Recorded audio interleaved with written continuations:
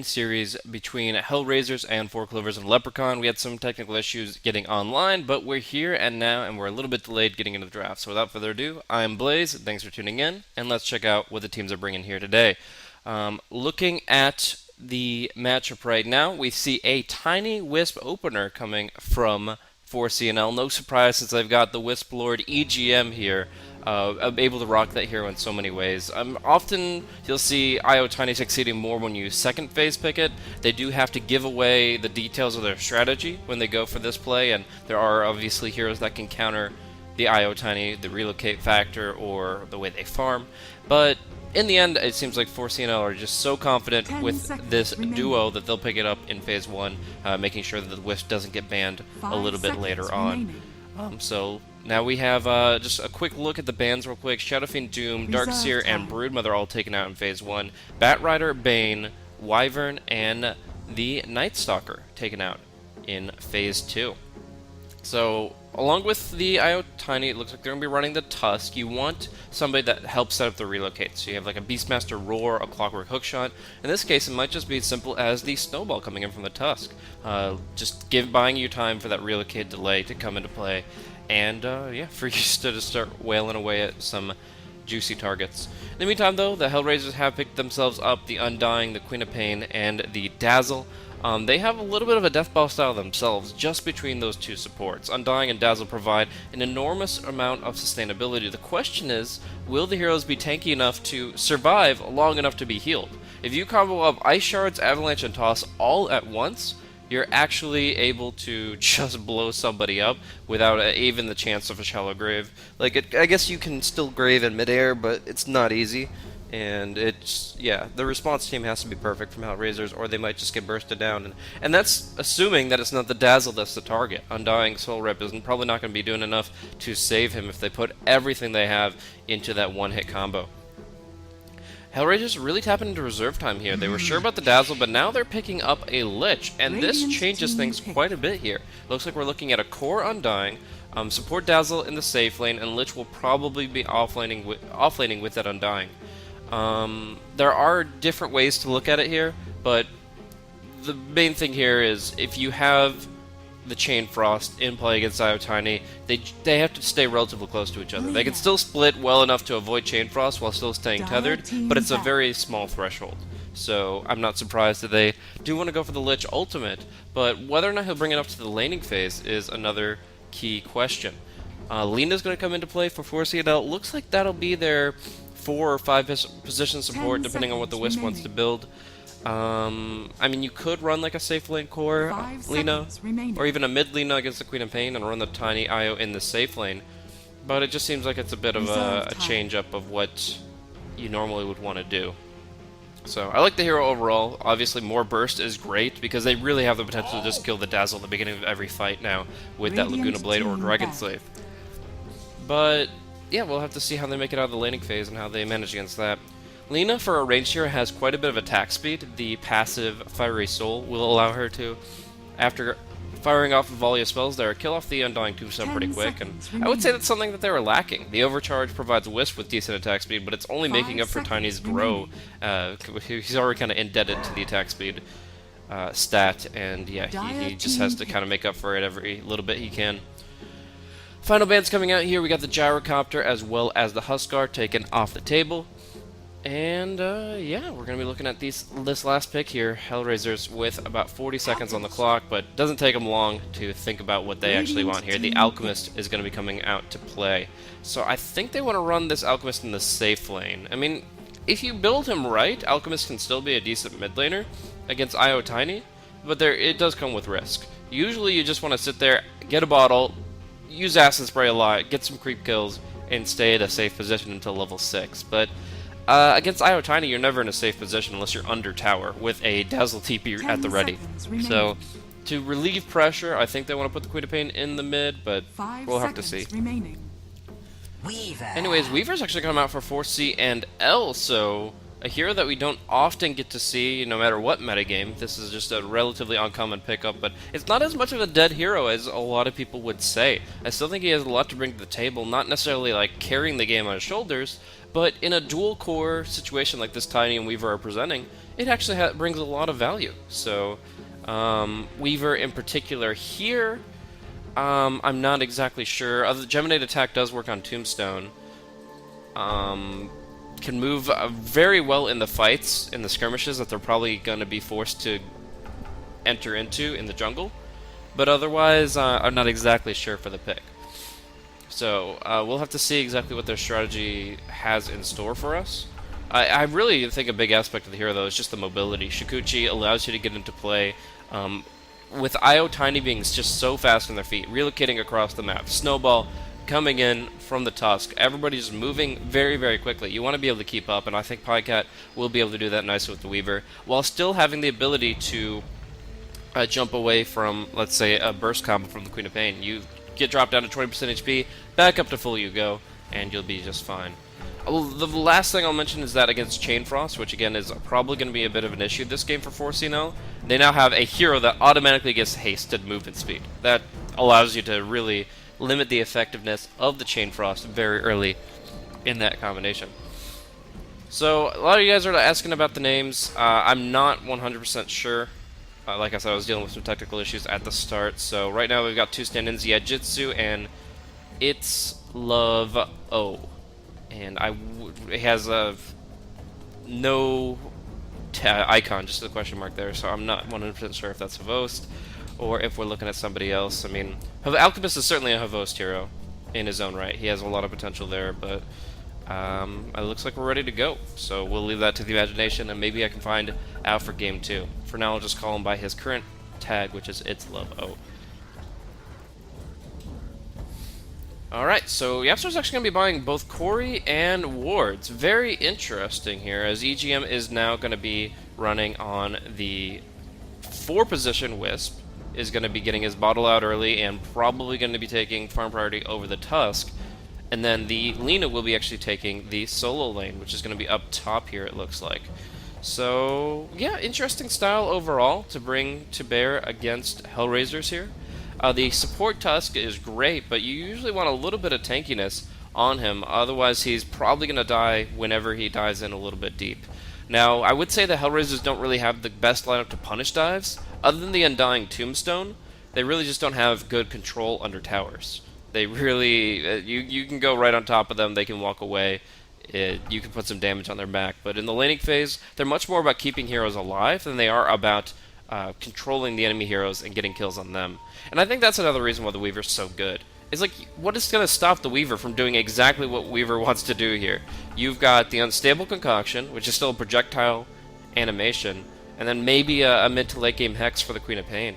Otherwise, this Weaver has absolutely no control against him, and that's the thing they're punishing here. They say, you want to draft no silences, you want to draft minimal hard stuns, we'll bring in clickety-click, the Weaver, and I think Pycat's going to be doing amazing things with this hero. Even if it's not, like, the ideal pick for 4C&L's lineup, it's just great in the sense that it's not going to be under any real pressure to get things done, and at level 6, will become nigh immortal in the fights. We're ready to go, finally. We get the unpause coming through. Shotchlo, double mango build, leading the charge here for the HellRaisers. We're going to be seeing him playing on this Undying in the off lane. You've got It's Love O on the Alchemist, just trying to get all those farming items from the onset, and of course he's hoping for that level 1 bounty rune. We've got Afro Ninja here on the Queen of Pain, looking for the early null tally start. She's going to be taking a side lane, and along with that, of course, we've got Gotham on the Lich, going to be playing that 5-position support, while Dazzle, he's got sentries. It looks like he wants to unlock the Dire Pole when he gets back up top, but for now, we might have a Clash Bamboo.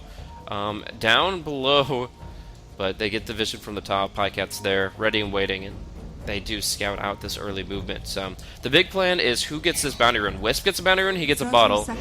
Alchemist gets a bounty rune, he gets 500 gold. So it looks like it's going to be both. The Wisp is going to get the rune he wants. The Alchemist is going to get the rune he wants, which is far more important in my mind. But along with that, we've got one ward. We're not going to see the ward up on like the high ground here, over by the rocks. This ward does block too, and is one of the better ones. Harder to de-ward. But they're just going to take care of this one, and that gets pinged out pretty early on. In fact, they didn't even break trees, or did they? Okay, they did break one swatch of trees. It's not ideal for stacking and pulling, but I'm sure EGM can manage. This guy, he was probably one of the first really good Wisp players. There were like 4 at the time, and he was definitely in the top 2. And it was just bringing new things every single game he played with Wisp, which was pretty common since nobody wanted to ban it at the time, as is pretty much the case now. So we've got Niqua Yapzor in the dual lane. They were hoping to keep the Alchemist safe, so they brought him to the mid lane here. But it is going to be a little bit difficult even with the Lich sacrifice. Your Wisp Tiny versus Lich Alch. Wisp is going to be going for some mid pulls, and he gets a troll spawn off the bat. That is amazing. But I'll check him down bottom, make sure Pycat's fine. He's going to be fine. This guy, how do you kill Pycat as a Dazzle Undying? I just don't know. It's almost as ridiculous as the Queen of Pain getting killed off here on the top lane. Like, there's some chance Afro Ninja goes down if he misplays it, if he gets too aggressive. But Pycat should be just fine, even under Sentry Wards.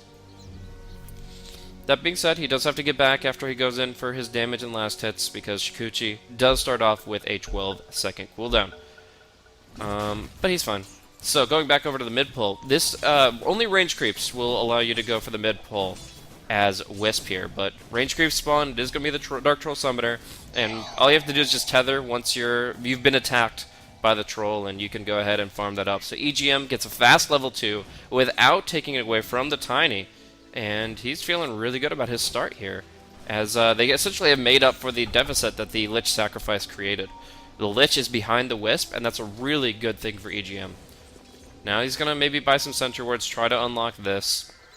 And, of course, whenever he gets a chance, he wants to put pressure on this Alchemist. We're going to see the toss back through the Tether Slow as well. Just a brief bit of damage, but with the Spirits as well, they should find this kill. He's got a Salve, he's got a Bottle, but it's just not enough to keep him alive.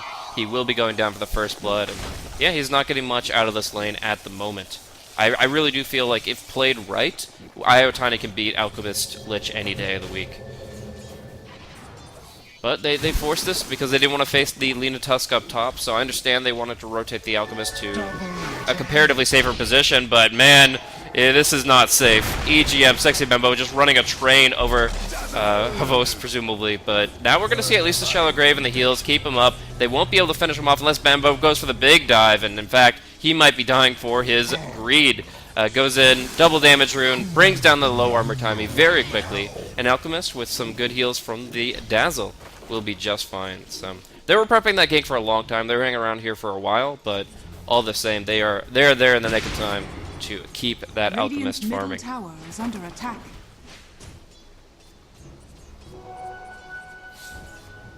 So Yapzor maybe could go for boots, but I think he wants to go for the Flying Courier here. Yeah, with the Wisp being so just preoccupied getting the urn up and all these things, it's on the Tusk to pretty much buy everything. So another play, toss back through the tether, but the Lich is going to be here. I'm not sure they get this kill this time. He is got just enough HP that it's not worth the dive, so he's going to be alright, but still under heavy fire here until he gets level 6. We do see a little bit more warding coming out. They get the Sentry Ward here. It's going to be fine to block the pull off, but bottom, actually, Shotslow trading hits pretty heavily with Pycat here, and he's going to be going for it once again, but of course Shotslow is already back, heading home to base. Avaninja, a little bit of heavy pressure here on the top lane. Not the Tusk involved. Tusk really can't connect with that snowball if the Queen of Pain has her blink up. At least it's not likely. But all the same, Niqua seems to be doing some pretty good work here. Dual rotation here, looking for that bounty rune, just hoping for the 50-50 RNG to build that Alchemist up. Of course he's going to get the refill in the rune either way, but if he gets the bounty rune, it's just oh so sweet. And it's going to be Illusion. Pretty much the worst rune to pick up of all of them right now. When you get a Radiance, Illusion's nice, but not until that point, really. So they're just going to go ahead and take back over the mid lane and try to build up those last hits. Right now it's 12-0 for the Alchemist, 17-4 actually for the Undying. So while the Weaver can't be killed easily, he is losing a lot of his max HP to Decay, and he's only 15-1 in comparison. So, pretty good for the Undying to start off here. We actually have a flank coming in, but it looks like it's not going to be enough to catch out the Lich. EGM looking for that opportunity, but nobody could really get their first spell to connect. So looking over levels, early pulling and of course the Lich sacrifice is a big aspect of this matchup, as we see Gotham slipping away there. But do they want to take stacks? Oh, yes, they do. Oh, this is the perfect combo to do it here. We're just going to see the Avalanche toss right on the creeps. 4 creeps remain, and they're going to take that count down very quickly. Alchemist really wants some of this. He'll try to acid spray, but actually getting all of that. Oh, no. They go in, they commit a lot of mana. He gets some nice creep for themselves, but Alchemist still gets 2 or 3 there, and that's definitely not what they're looking for. I love the little quick hits on the zombies as EGM, with the lack of turn rate on the Wisp, is able to just clean those up in his full retreat. Still, though, Alchemist in a much happier position, having secured that stack set, and they also get these sentries to make sure that it's not warded up in the future. That was a blind play, as Alchemists are very frequently known to have that stack up, but even still, it was not as effective as 4C&L wanted it to be. Lina TPing back. We're going to see a lot of TP escapes this game, most likely from 4C&L, without any real hard disables other than the Alch stun. It's going to be pretty easy to just TP away from a tough spot. Alchemist will find himself a double damage rune. Weaver not really able to punish that at all. And Wisp just providing some mid lane heals. Overcharge. Oh, no overcharge! Wow! That is actually ridiculous. Going for a damage roll. This is all about... This is essentially, screw you, Alchemist, I'm going to kill you. And maybe they will. No. Going back under tower is going to be fine. But yeah, going 2 spirits here is actually pretty insane. Usually you'll see at level 2, at least by level 3, 1 point in overcharge. Because as you can see there, EGM TP'd from the fountain, bottle charges at the ready, but Bambo is still less than half life because the Wisp couldn't self-inflict. Wisp still looking for an opportunity, though. He wants to gank King. He wants to get his first earn charge, but we're going to see more action up top, so we'll resume back here. Alpha Ninja looking to pursue, but they just don't have the control. They'll keep them away from the pull, but they can't actually lock them in place for right now. Oh, big dive here. It's good spirit damage. Shot's low. He has his soul rub up in just a couple seconds here. Will pop it off. But Pycat's just focusing on the tombstone while the Dazzle comes in. EGM nearly dying to that zombie heal, but Shotlow should be able to dive for the kill here. Shallow Grave not going to be in play, and EGM still wants more. He's not aggroing the tower, so he can keep going underneath it and do some good spirit damage. So it looks like, yeah, just to thread the needle on that one. Either way, he's going to have to pop the Shallow Grave, and Weaver's just going to ulti back. No, more dives! He knows there's no more rotations. He knows there's nobody else to come to punish him, so he's just going to go in for the heavy dive. Now we'll see Gotham looking for that opportunity. He has a little bit of vision, but EGM, it looks just healthy enough to survive with that magic stick. Oh, the last hit will get him, and Pycat, I don't think gets this kill. So in the end, a very heavy dive, a lot of time spent, and it ends up just being a 1-for-1 between 4C&L and HellRaisers. In the meantime, the Wisp is away from his Tiny. Just now got level 4, so he does finally have that point in overcharge. But Bambo, what is your play, man? Looks like they have vision here on Chachlo. Gonna try to close in distance on him. Get some move speed on Pycat here, but they just can't keep him away from his tower. So they go in with the flank. There's the Avalanche. And toss him up for the kill. Another tombstone going down. Dazzle, what are you doing here, man? This doesn't seem like their fight. They just keep on going in one by one, and they are taking a lot of damage here. Yeah, Jitsu pops the early Shallow Grave. Doesn't get tossed on. It's going to be an urn that ticks him low. They kill off the Lich, and they find him in the trees there. That's going to be a triple kill for Tiny. They just went in nearly one by one there. Had no chance to actually get any return kills, and then they just ended up feeding themselves. I'm really not quite sure what that ended up being. In the meantime, though, the Tusk did go down. I can't actually bring up the log of who killed him, but I'd assume it's the Queen of Pain ultimate coming into play. Alpha Ninja popping the ulti on the Tusk, most likely in the top lane, and getting that kill for himself with the early ultimate usage. Of course, this is only a level 4 Tusk with no real items. That kind of stuff will tend to happen when you want to commit the resources to bring him down. She's able to get the top tier 1 deny against Nikwa, which is really good for preventing 4C&L from snowballing too hard, but it doesn't nearly begin to make up for that triple kill.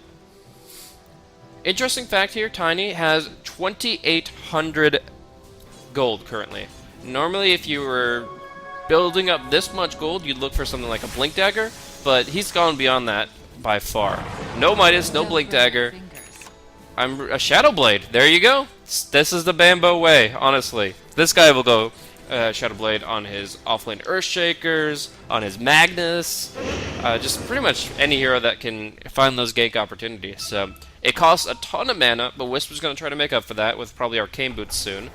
And yeah, it's going to be a very surprising aspect of that you won't really expect. This is pure assassination right here. And he just wants to kill the Alchemist. This is another kill Alchemist build.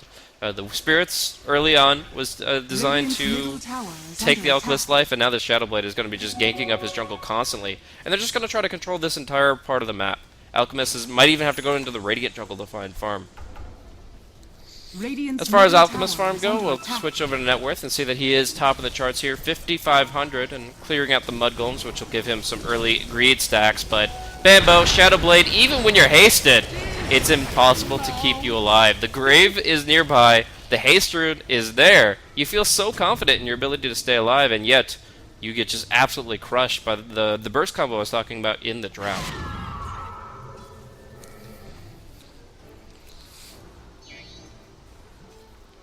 So they're going to probably take this tier 1 tower now, and Bambo already showing off just some really new ways to play the Tiny. I would say that there's absolutely no way that even Bambo builds a Shadow Blade unless they're up against an Alchemist. I think that that's the real catalyst for action for the side of 4C&L. And as we've seen plenty of times, the Alchemist matchup turns between Greed and Greed Punishers. And right now, 4C&L are doing a really good job of controlling this Alch.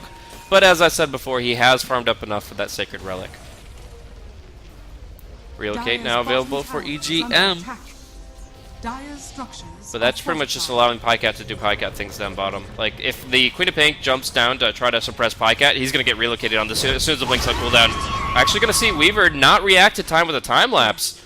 Not tanky enough to withstand, and he'll just be going down. Speaking of, Yaijitsu caught up by the Bambo Shadow Blade. A lot of movement speed here, and it looks like they've taken the jungle for theirs once more. Oh no, they did get it. The Alchemist will not be claiming any last hits here. Though he wants to claim some blood, he'll be going in. They got the Undying Tombstone, but it's only one zombie spawn each. They go ahead, split the Chain Frost, and then relocate back home fine. Now they're actually going to look to re-engage. They've got the flank here with the Lina, and they're going to look to burst down one hero extremely quickly. There's no Unstable Concoction, there's no punishment, but they do focus EGM, who is the most vulnerable target here. EGM will fall, the Undying as well, but Nikwa is now in a hot spot, drops the Lightning, and will bring down the Alchemist. Now Weaver's coming in, the Tombstone is still alive for a moment, and they're going to be snowballing here onto Gato, who is not under the Shallow Grave. He had just used that on himself a little bit too early. Now we're going to see the runaway of the Queen of Pain and the Dazzle, but one of them will be falling here. It looks like Yaijitsu will be their final casualty. So, no, Afro Ninja actually caught out! They're going to dive all the way to the Tier 3 tower and get a triple kill for Pycat. Just insane here. 12.5 minutes in. 4C&L just running a train over HellRaisers, just doing exactly what they need to do to dominate this Alchemist farm and make sure he doesn't get too big. They don't have a relocate up for 20 seconds. So Pycat's just having a little bit of fun here, but you look at the ward suppression right now. But earlier on, we see like pull blocking wards here and here. I think they even had one in this general vicinity. Now look at where all the wards are. We had a little bit of vision control on the western front, but now we see all this actual vision coming out here from the Radiant. Even if you dewarded one of these, they still know exactly what your Alchemist is up to. But they double up, and now they can go in for some very, very heavy dives. Dire's structures are fortified. Dire's middle tower has fallen. They push down the mid lane. Take care of that. Pycat not even going for like a Solar Crest or anything here. He's actually going to be going for that Desolator, looks like. Tiny, just jumping in. No problem at all. Ice Shard, Avatos, dead on dying. This hero, he builds up a lot of nice HP in the fight, but he doesn't have a lot of natural HP, and you see his items don't really help in that capacity. So it's a quick 2-hit combo. And now look at that KDA. Undying is not living up to his name. 0, 4, and 3. The Tiny 6, 2, and 6, and really just steamrolling. Alright, coming into the flank here. Sentry Ward will scout him out once he comes out of the fog of war, but can they react in time here? He's got so many heals coming in from EGM that I don't think this damage is going to matter too much. They're actually going to break the relocate. No, EGM whiffs it completely, and they're going to be feeding some kills here. They don't get Alpha Ninja. They lose the Tiny, and now Pycat going in deep. Even when they're losing, they're still getting kills because of the aggression supported by Pycat here. But that being said, the Tiny loss was a pretty significant error. They tried to relocate the Tiny out, but EGM started with the tether, then relocated, then hit his tether key again, and that broke it. And unfortunately, that means that Tiny is not going home the way he wants to. So he's going to have to probably TP to mid lane, and they're going to try to force this tier 2 here while the Chain Frost and Sonic Waves are on cooldown. Oh, whoa, whoa. Big TP here from Alpha Ninja. Can he actually get Yapsor out of this, though? No. EGM pops the urn, self-heal with the tether, and now they'll just be bringing him down naturally with the quick Walrus Punch. So, a little bit of an overextension from Alpha Ninja, and just a good grouping response from 4C&L. They know that they can fight when ultimates are down for HellRaisers, and so they're pressing that advantage every moment they can. Weaver's Desolator will be coming out pretty soon. And I honestly feel like now HellRaisers have to play full defense. Like, this is the time that I would advocate for going for the mechanism on the Alchemist if possible, but it looks like it's going to be the Lich to try and pick that up, and we'll see if he gets it in time. Right now he's got enough for, yeah, he actually is pretty close. 300 gold away. Since he's only brown boots, and since Dazzle is buying almost everything, Gotham's actually very, very close to the mechanism, but that power spike's not going to be coming until 17 or 18 minutes. And Bambo will have the tier 2 tower for sure by then. But Ninja looks for the deny. And Bambo doesn't really know what's... Well, he does actually know what's behind him, unless there's a smoke. Like, there's a possibility there's a smoke behind the Queen of Pain, but otherwise this ward gives you a lot of confidence, and the toss gives you that easy last hit potential. Now the flank coming in. Bambo sees it. Bambo doesn't care. He's actually going to maybe look to go for the Tiny here. Jaijutsu's sitting right next to him, but if they relocate with the Laguna Blade, then it just doesn't matter. He can go right through the tree line here. There's no Sentry Ward in play. Bambo waiting it out, waiting it out. Now we're going to see actually Lich dropping down bottom. Under the Tombstone, it's going to be the Chain Frost bouncing decently, and the Sonic Wave coming out as well. Pycat will, however, slip away with a very nice time lapse, and that's just going to be the death of the Tusk. And again, the ultimate's committed. Although you did just lose your 5 position Tusk, much more importantly, I would say, we'll see EGM S60 Bambo TP in just a second here, I think. No? Interesting. So they're just going to go for the tether away. And that's just fine. But yeah, so I would actually say it's perfectly fine to trade the Tusk here for those 2 big ultimates. The Lich right now is still level 8, so the cooldown is 2 full minutes. The Sonic Wave, of course, is not AG upgraded, so it's 135 seconds. So trading those 2 ultimates for a Tusk, you're able to rebound and just push every tier 2 on the map.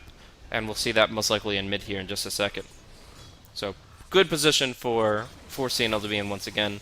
Pycat building up his Midas, getting that siege creep value. And I guess Bambo's going for the Aghanims. It's either Ags or BKB, and I think Ags is better. Obviously, it's core to the hero, as we normally see it, but this isn't exactly the normal build. This is the Assassination Tiny to a unique extent. And they'll just keep controlling the jungle. Alchemist, he's only found himself 98 last hits despite having a Radiance, and that's really what 4C&L have accomplished this game. They're still maintaining a substantial net worth advantage at over 9,000. Yeah, I said it. And experience is actually closing out on 7,500 here now, as we see that last tick. But looking at specific net worth, Pycat with the Midas is actually outpacing the Alchemist, and the Tiny is bringing up the rear just slightly. This is actually a really good suppression for 4C&L. But we see HellRaisers trying to break out, trying to find their opening. The next time their ultis are off cooldown in particular. Right now they're just playing literally 4 Protect 1 while their base is being struck down. I'm not sure about this. We're actually going to see a TB cancel, not in time. Very long snowball away. Alchemist, though, they will maybe want to cancel him, but he's in the trees and he'll be safe. So in the end, they just force some TPs back. It's literally 4 Protect 1 down bottom lane. Then they get almost half the tier 3's HP, and then finally, they get the TP response they're looking for. And of course, there's no risk to the Tiny with the relocate always available. So now Roshan seems to be the pick. You got a Desolator, you've got the map advantage. The only thing you have to worry about are those pesky ultimates, and I expect maybe a smoke play. Yep, Dire's coming up bottom top tower here. is under attack. So they're going to be looking. They're going to find EGM. It's actually better to find the Wisp here than the Tiny. And they're going to commit the Chain Frost just to get it. They do, however, get Dust on the Tiny, but they don't have stuns. Oh. Their Achilles heel is that TP cancel. And that's just not going to happen. They do everything right there. They find the Wisp so he can't relocate to save the Tiny. They get the Dust out and catch the Tiny. But at the end of the day, they lose to a damn TP scroll. It's just so sad that they don't have any real disables once the Chain Frost is used and, of course, the Concoction's out of range. Pycat, again, TPing right from under their nose. And at this point, there's just no way to punish it. They need a Hex on this Queen of Pain. Like, they honestly, they can't afford to go anything else. I mean, like, Yule Scepter would even be appropriate just to get a way to cancel those channels. It's just a huge weak point of the Dazzle on dying naturally. And we'll see that Yule's coming out from Nikwa. Easy combo. Shasha will get the Shallow Grave, but if he gets out of here, I don't know. Okay, good Magic 1, good Soul Rep. Nikwa under some fire here. Gonna go for the Laguna attempt to bring down Shashlo, but it's actually gonna be a re-engage here in just a second if they relocate. They don't have to relocate, but they might want to save the Absolor here. He's taking a lot of damage very quickly there, and there's the relocate coming in from the side. Nice mech from Gotham, but Pycat and Sexy Bambo are very scary here, and they can pretty much two-hit whoever they want. It's going to be Shachlo. The Grave, back off cooldown. Very nice Grave from Yajitsu, and that is going to time out the relocate. But now Pycat right on top of Shachlo, and finally he does go down. So, no shoes will be eaten today. 12,000 net worth. Less than 7,500 experience, but still a substantial advantage for 4C&L.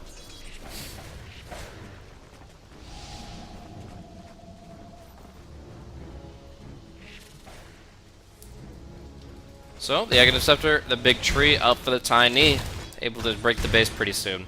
That's the big thing, is they have a huge win condition here. Anytime HellRaisers really push out across the river, and this creep wave is kind of in this position here, they're always able to make the relocate play out. So they should be able to get this continuous siege presence here on the side lane, and this is going to be just the easiest way in for 4C&L to close this one out. Looks like Bambo just playing with fire a little bit, but EGM and the Tusk, they're both right nearby.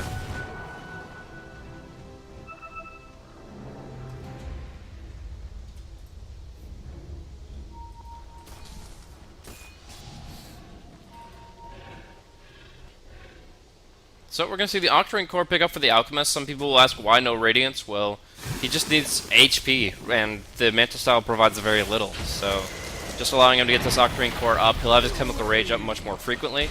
And yeah, he'll just be able to survive. He gets Lifesteal from the Radiance, from the Acid Spray, and shorter cooldowns on everything. So just all in all, I would have to say Manta Style's a bit overrated on the hero right now.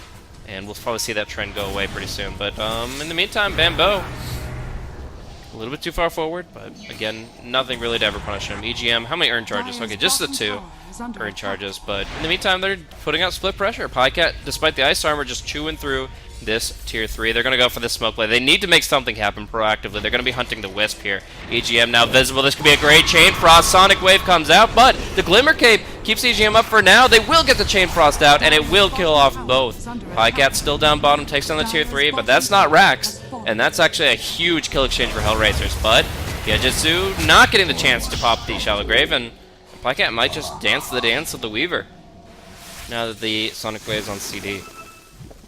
Probably better off just farming elsewhere. And this gives some breathing room for the Alchemist. We actually are going to see his net worth jump up to maybe even parallel the Weaver here as a result of those kills.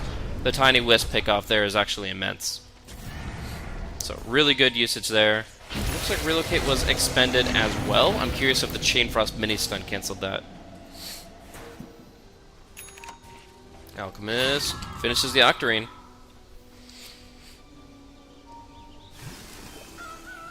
And I'm curious what he goes next. I mean, he could still go for the Manta and try to use the you know, Naga-Siren-esque split push aspect to his advantage, but you almost just need to go for more.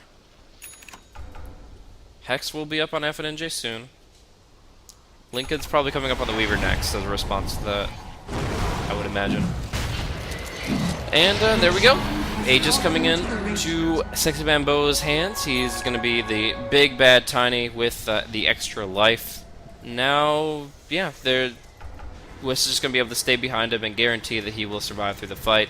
Wisp becomes a huge focal point at this moment. If HellRaisers can find a way to burst down the Wisp, they can still hold their high ground for another few minutes. But right now, it's kind of do or die for them. They're already lost to Tier 3 on bottom. They're taking a lot of hits up top. You see nice little ice armor preparation from Gotham, but it just doesn't seem to be enough. Dire Courier gets killed off. The Yajitsu has to go full defense here. The heal's coming out.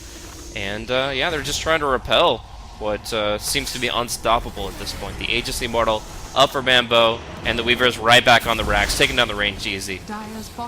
Here in mid, oh, combo coming out. Alchemist dropping low, but the Octarine Core HP. Just enough to keep him alive. And Pycat goes in for the unarmored melee racks. Now we're going to see that unstable, the Chemical Rage expiring, at least for this brief 9-second window. Will they actually try to press their attack right at that moment? It looks like it's going to slip by. Bambo's actually pretty low on HP, so they're just going to get a refresh, go for a sip of the fountain, take a vacation, and we'll see if HellRaisers try to engage on that.